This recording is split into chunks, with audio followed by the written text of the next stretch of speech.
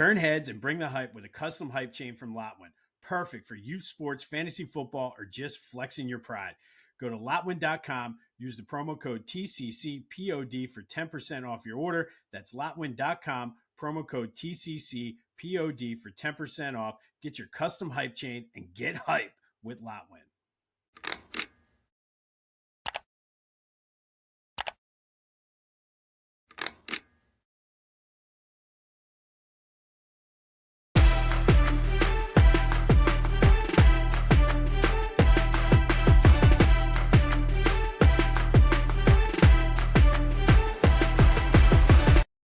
What's up, everyone? Welcome to this day in Philly sports history for October 6, 2025. I'm your host, Jim Montgomery. Welcome to a Monday edition of the podcast. First time in a long time, a non-victory Monday. We'll get more into that here in a minute. But as we do every Monday, let's rewind the weekend, brought to you by Philly Goat. Go to phillygoat.com. Use the promo code Jim Montgomery to take 10% off your order. They got you covered for the Eagles, Phillies, Sixers, Flyers, Union, Philly-centric. You name it, they got it. Use that promo code Jim Montgomery and go to phillygoat.com. All right, not the best of weekends. Not the best of weekends at all. I guess let's start with the Eagles since it's the most recent one. And let's get this out of the way now. The referees were absolutely horrible in this game. Terrible. And can we please now, I saw through the first 4 weeks of the season, the narrative was, oh, the Eagles have become the new Chiefs. They get all the calls. The Eagles get all the calls. The Eagles did not get one damn call yesterday. So can we please put that narrative to bed? Now, with that being said, not on the referees. The Eagles did not lose this game because of the referees. Did it cost them, especially in the first quarter, the late hit on Zach Bond, the missed pass interference on Goddard, who essentially was tackled as the ball was coming to him, the pickup of the intentional grounding, which was just egregious. The fact that you could see it, not the reason the Eagles lost this game. The main reason the Eagles lost this game is the offense couldn't do anything in the second half. And Kevin Patullo, Nick Sirianni, Jalen Hurts, whoever is responsible for the play calling, why would you call 9 runs with your running back the entire time? 2, I guess Jalen ran 2, and only 6 to Saquon Barkley, who actually looked like he was running pretty well, including a 19-yarder. I don't get it.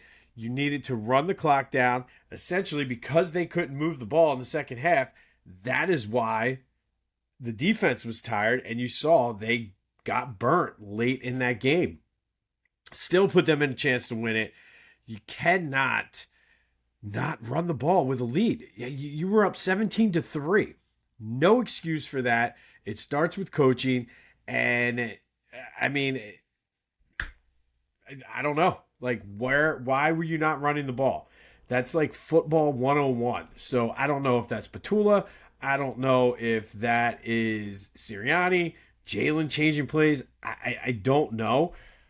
But that is the reason, not because of the referees. Did the referees help? Certainly not. And so please, let's put that narrative to bed. The Eagles are not getting calls.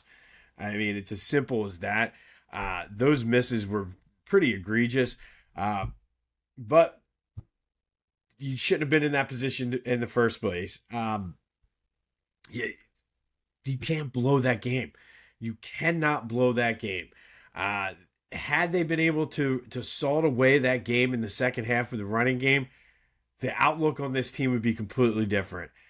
But it just, I don't get it. I don't get it. Passing game did look better. Jalen looked pretty good. Was he perfect? No. He's still holding on to the ball a little too long sometimes. A couple of those sacks, I think, were coverage sacks, but you have to get rid of that. It wasn't a perfect game by Jalen by any stretch of the imagination. Devontae made some big catches. Jalen does have a pretty good deep ball. Completely missed the long one to AJ, who was wide open. I don't know if that was a miscommunication, bad throw, or what, but I will say AJ, I don't know if he had his best game. After all of that talk this week, I saw a couple times, it's the beauty of where we sit. You're able to see the way plays develop. One of the longer passes to Goddard in the first quarter, I guess it was first or second quarter, AJ just stopped. AJ had his guy beat and just stopped, and Jalen was looking his way and had to look off because AJ literally just stopped. So again, not sure if it's a communication thing between Jalen and AJ. I don't know if it's a play calling or what, but the offense is still slightly out of sync. And Nick Sirianni, I'm looking at you. You're the one that needs to fix this. You are the head coach. You talk about it all the time.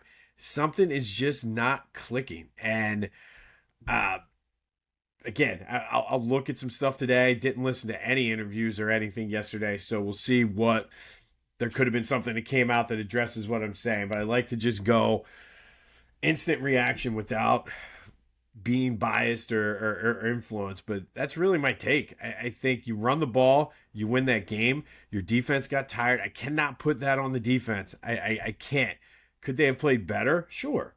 They were getting pressure on Bo Nix, but at the same time, just like last week against Baker Mayfield, you got to worry. And Bo caught them a couple times being too aggressive and was able to get some running lanes, but they were tired. And the offense let them down once again. And it's hard to say that when Jalen throws for 280. Devontae had a big game.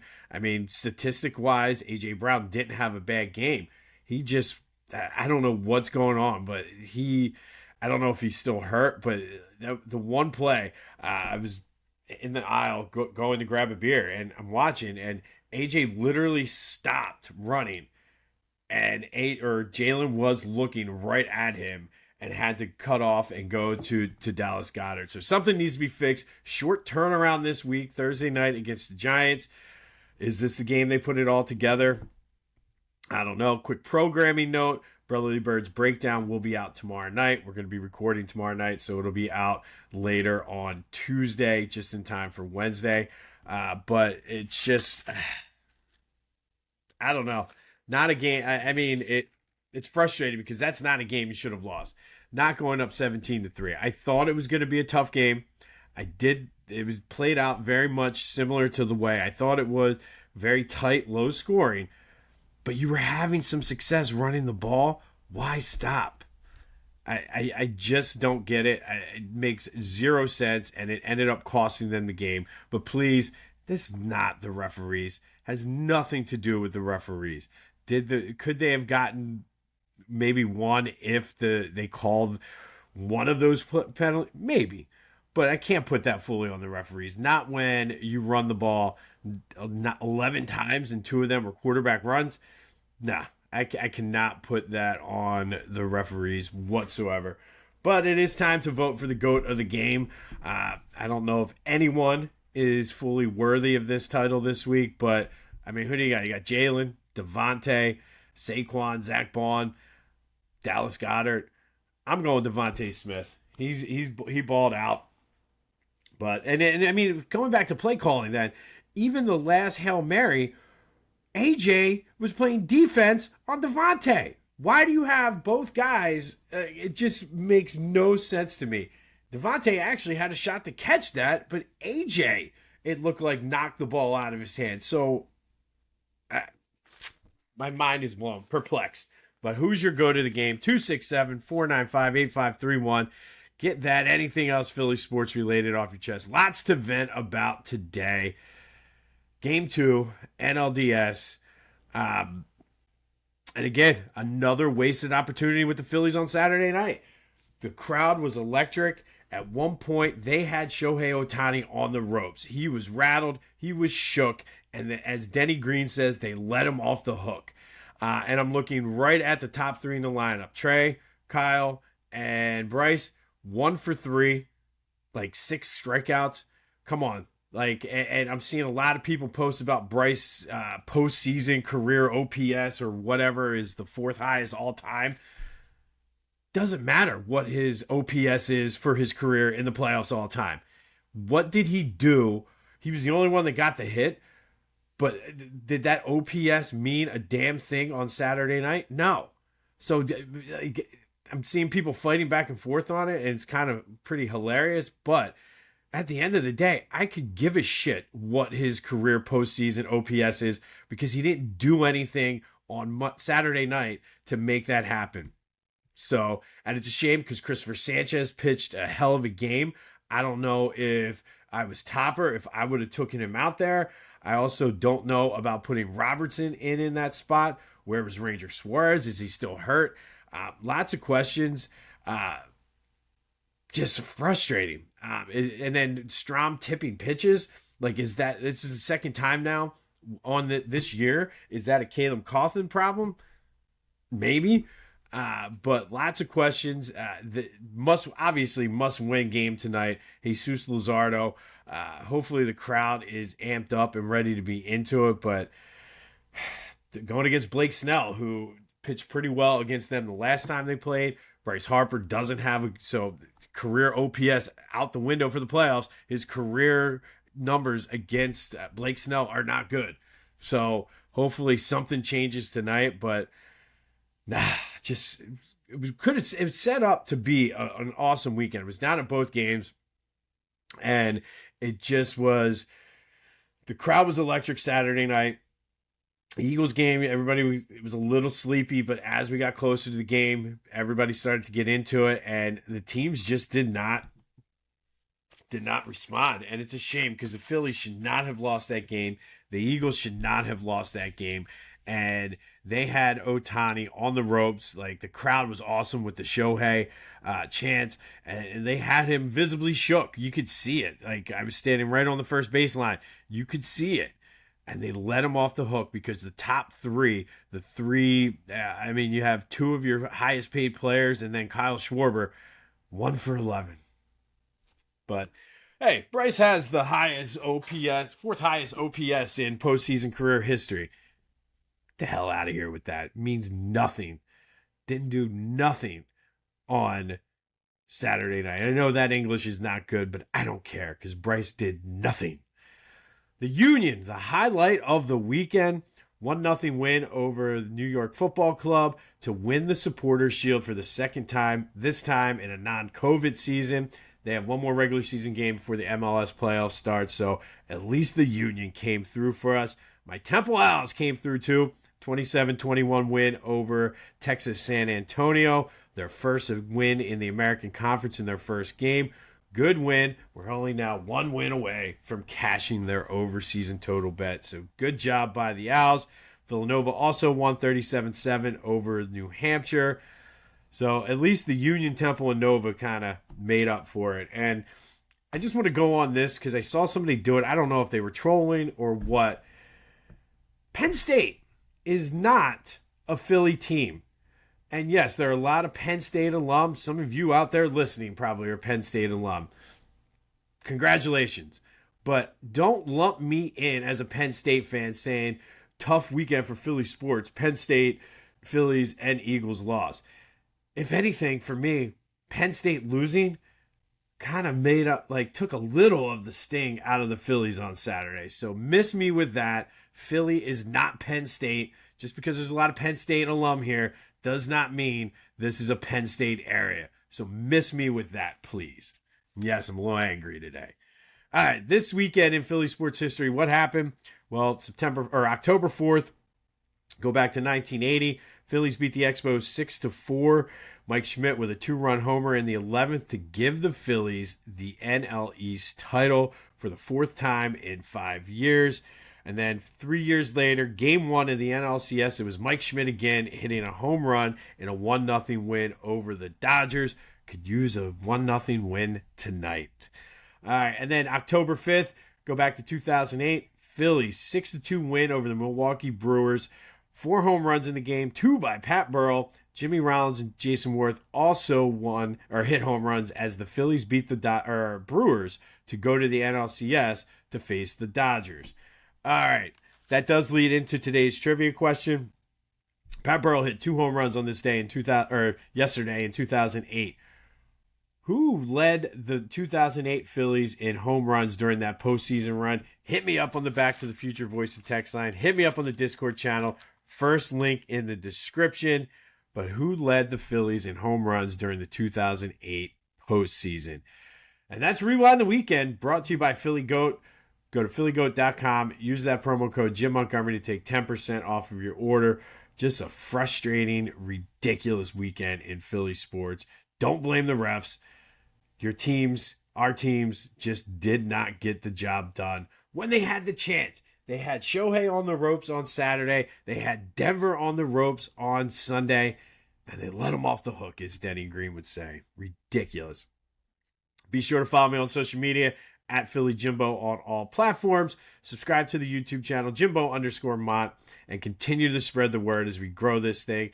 Not used to doing angry, mad posts because it's been a pretty good run since I've been doing this day in Philly sports history for our teams, but just a disgusted feeling today as to call me up on the Back to the Future voice and text line, vent 267-495-8531. Let it all out. Therapy Monday here as we get ready for Game 3 this evening, Phillies Dodgers.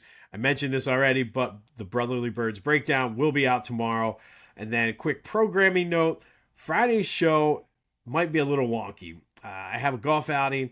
I have to leave my house at 6:30, which is the time I normally will start recording. Probably going to get up early and record it then, but it's going to be a little wonky. So as I get closer, I'll have no more details, but just be prepared for a little wonkiness on Friday. This Day in Philly Sports History is proud to be a part of the Clashing Conferences Sports Fan Network, where passionate fans make powerful content. Check out theclashingconferences.com and join the squad today. All right, October 6th, and these might be a little bit shorter than normal.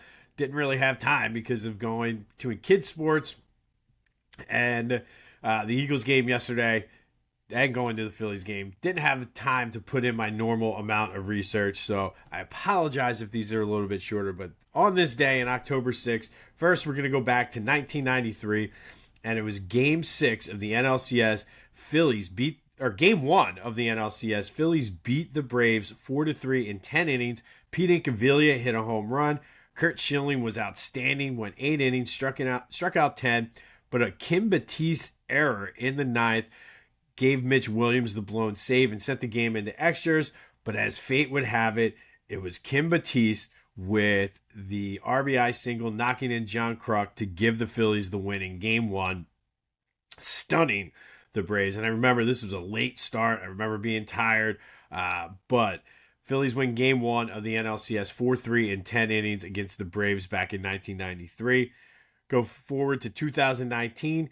Eagles with a 31-6 over the Jets, thanks in part to 2 defensive touchdowns by Nathan Gary and Orlando Scandrick, the mole from the Cowboys.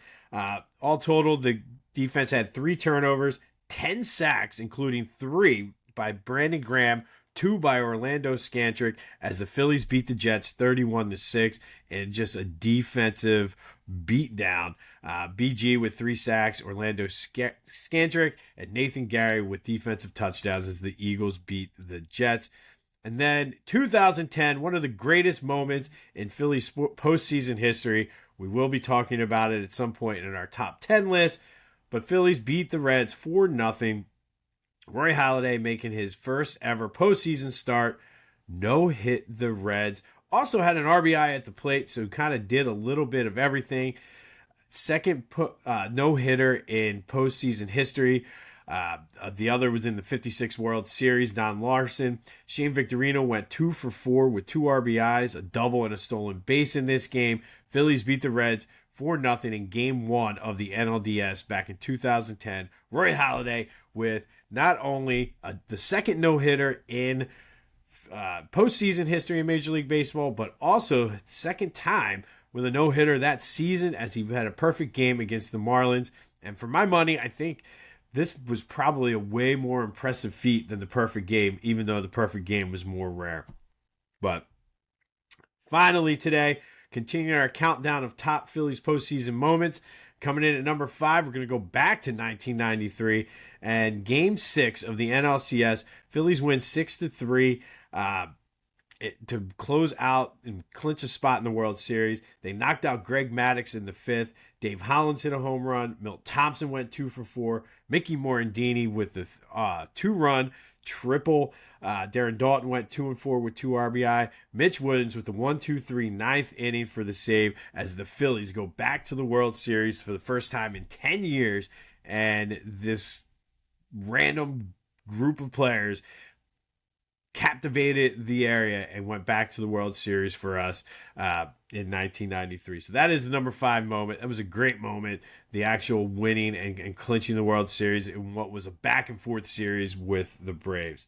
Finally, today's trivia question. Well, the answer to Friday's trivia question. I said Bill Bradley, Eric Allen, and Brian Dawkins are all tied for the Eagles' all-time lead in interceptions for their careers. Who was number 2? That would be Herm Edwards with 33. But going back to that 2008 Phillies team, who led them? I already asked this. Who led them in home runs? So hit me up on that. I told you, I'm all over the place today because I'm so disgusted by the play of those teams. Just absolute insanity. On this day in 2010, Roy Halladay pitches a no-hitter, game 1 of the 2010 NLDS. Eagles beat down the Jets 31-19 on this day in 2019. Defense 3 turnovers and 10 sacks, including 3 by Brandon Graham, 2 defensive touchdowns. And the Phillies win game 1 of the NLCS in 93, beating the Braves 4-3 in 10 innings. Kim Batiste goes from GOAT to hero in a matter of 1 inning as he made an error to allow the tying run and then knocked in the winning run in the 10th and totally redeemed himself. All right, I'll have more on the Eagles. Not a lot of time to dwell on this one as the Eagles play on Thursday night. We'll have a recap and reaction, see where we are with the Phillies tomorrow as they look to even the series against the Dodgers. Hopefully we can have a good bounce back, man, because it was a beautiful weather weekend. It was just an all-around great weekend, and the teams screwed it up. This has been This Day in Philly Sports History for October 6, 2025. My name is Jim Montgomery. Go have yourselves a Monday. No time to be down. We got a Phillies game tonight, so let's get back at it and hopefully try to redeem something before we head out to LA. But until next time, go Phils.